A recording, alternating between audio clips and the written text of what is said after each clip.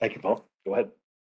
Well, Jacob, thanks so much. This is my first time here, and I very much look forward to it. Walking into work this morning through the snow, I was thinking about this, and perhaps what's more interesting to me than what I'm going to say is actually what my colleagues are going to say. We all have busy schedules, and while we may cross paths at the odd event or at an airport, I don't get to hear the state of the nation from the nuclear industry or the electric industry. So even for us presenters, Jacob and team, this is a really great opportunity to get a one-stop shop for what's happening with our allies and our partners in other sectors. So thank you for that. Well, good morning to all our attendees and to fellow speakers. My name is Paul Cheliak, Vice President of Strategy and Delivery with the Canadian Gas Association. We're the National Association for the Delivery Industry of Natural Gas in Canada.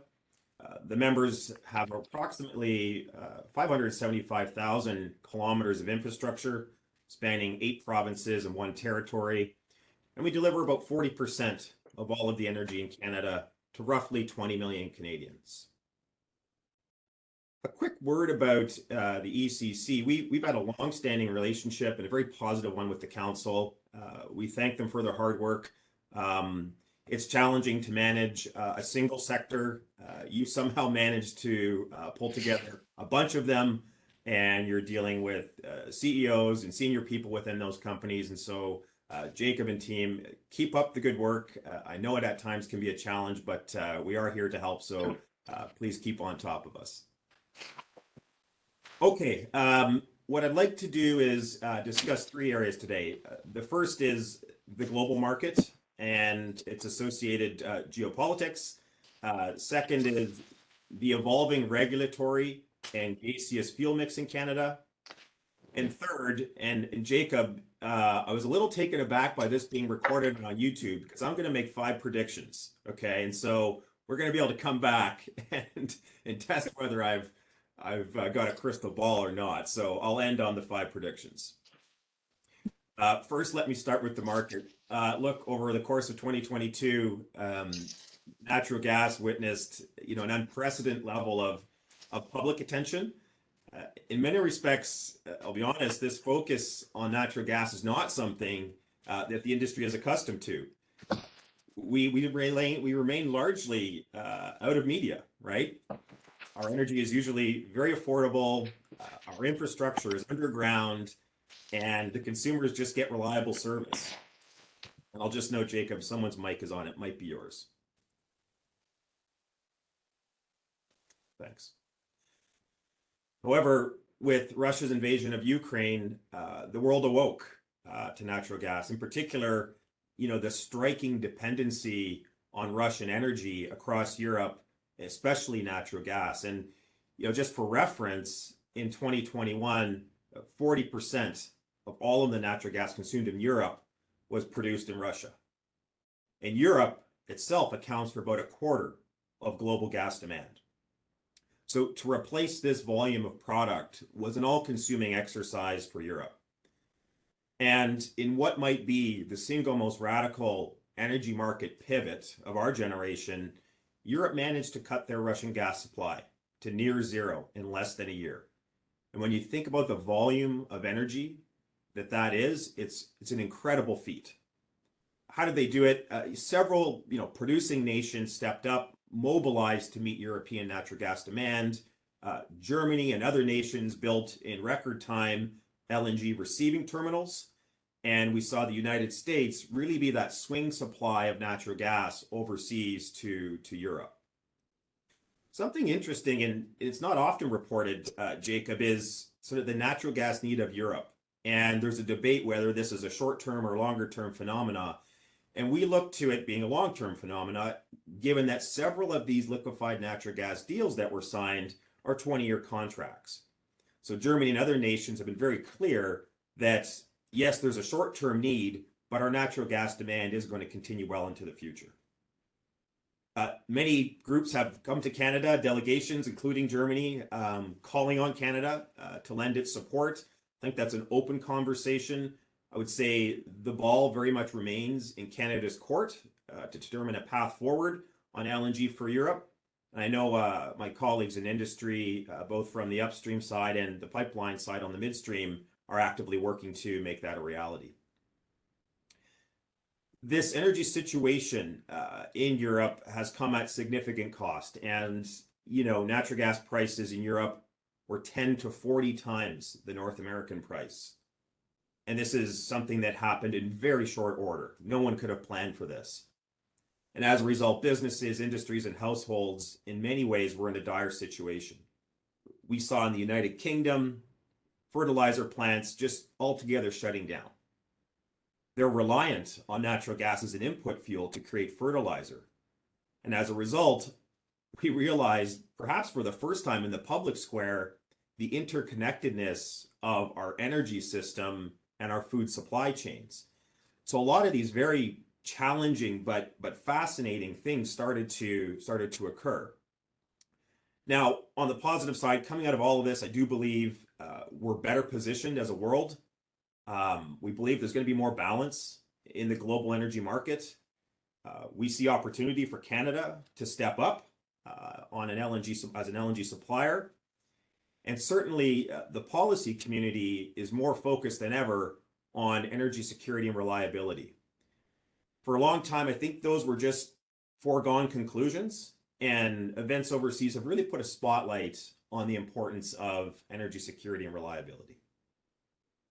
Back here in North America, markets did not evade the price shock, although it was not anywhere near as pronounced as we saw in Europe.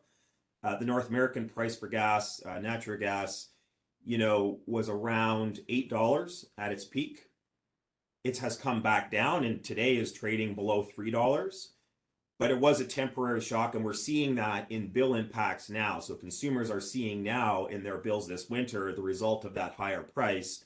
Prices again have come down, which will start to be reflected in bills towards the end of the winter. But certainly the price did increase here, which again points to another interesting dynamic, which is what happens overseas no longer just happens overseas, right? We're not as connected as the oil market, but certainly we must start paying much more attention to overseas events. Last year witnessed a couple historic milestones. Both Canada and the United States hit record production volumes of natural gas, and both hit record demand for natural gas. So that's something that we find quite interesting.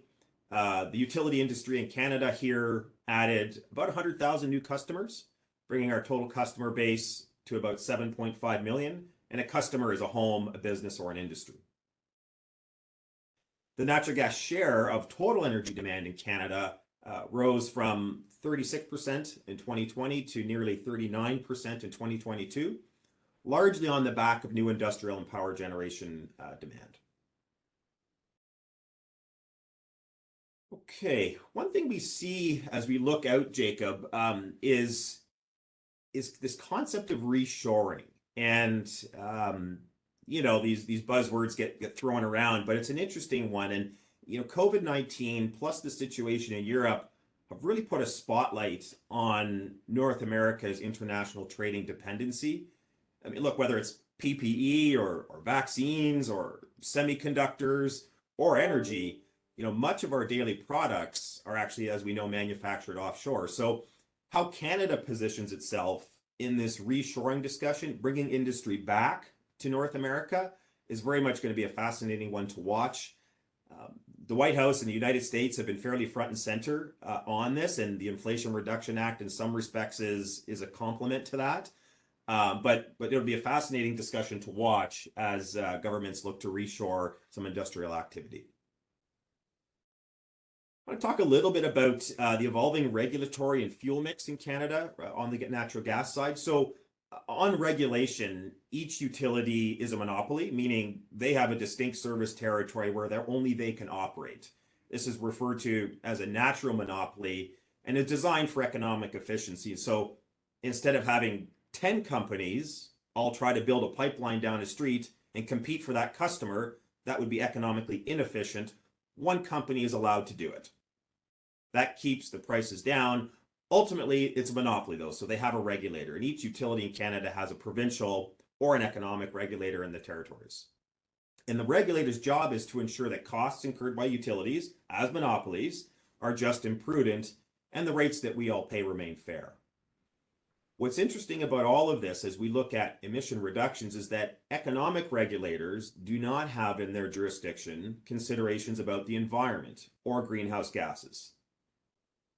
As a result, when utilities look at investing in sizable new projects, either new technology deployments or emission reduction projects, that regulatory discussion either doesn't happen because they know the answer might be no, or it may be a challenging and long one. So up until recently, there was in many provinces no clear pathway for large-scale gas utility-led emission reduction projects. Thankfully, this is starting to change, and it's a fascinating environment for those that are in the regulatory space. We're seeing new legislation and new regulations being brought in that are opening up and allowing utilities to invest in and recover the costs from very exciting new emission reduction projects. And a statistic that does not get thrown around enough, so I'll do it here. Over half of the energy in Canada flows through a regulated pipeline or wire. And those regulated companies have this same challenge of an economic regulator not taking into consideration environmental attributes. So until we solve that, making deep emission reduction progress in Canada will remain a challenge. So we need modernization. Much of the investments needed to reduce emissions from the utility side will again not occur at a pace or at all to support emission reduction goals if we don't continue this regulatory modernization.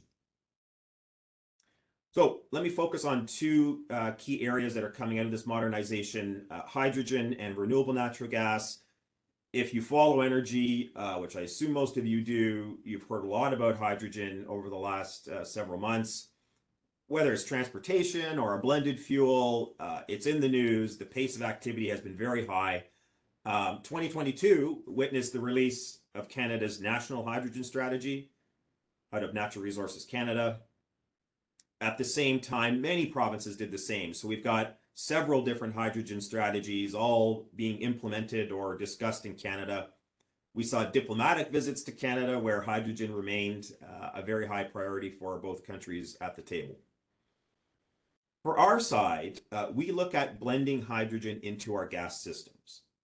So our pipelines flow natural gas. We're looking at supplementing some of the natural gas supply in that pipeline by blending hydrogen into it. As a result, in doing so, you lower the carbon intensity of the gas to the end-use consumer. We have two projects in Canada right now that are doing this. One in Alberta that's doing a 5% blend, and one in Ontario that's doing a 2% blend.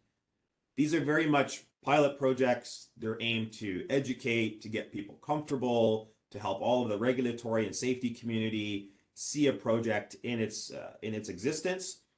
And our focus is really to ensure we have codes and standards, and we're working with all of those regulators to ensure that when we go to the next phase, which will be larger projects, there's a level of comfort with how we do this. In addition to hydrogen, renewable natural gas has been a very interesting file. There are over 500 active renewable natural gas facilities in North America today. This is up from less than 100 10 years ago. And they include wastewater treatment plants, dairy and other manure sources, landfills, and even forestry biomass. And so you take the naturally occurring methane, which comes off of organic decomposition, you clean it up and you put it into the pipeline system as a renewable source of methane. And we're seeing provinces starting to bring into law new blending mandates on gas utilities, ranging from 10 to 15% renewable natural gas or hydrogen in the pipeline system. Okay, let me go to my five, I won't call them bold predictions, Jacob, but predictions nonetheless. First, I think energy security and resiliency will climb higher on the priority list, challenging environment as the #1 priority for policymakers. Ultimately, without energy security and resiliency, you cannot have an emission reduction strategy. I think for too long, security and resiliency were on the back burner of your natural gas stove, and now I think they're getting moved to the front. Cybersecurity is a huge file across the utility space. I think it's going to grow, and I think the cybersecurity breaches are going to grow in sophistication. Actors who are keen to disrupt and cause economic pain can do so remotely, and they're more clever than ever before. It's the low cost, high impact of these cyber events that I believe will make them a continued priority for our adversaries. 3, the consumer awakens. A decade of low or near zero interest rates combined with low energy prices generally is behind us.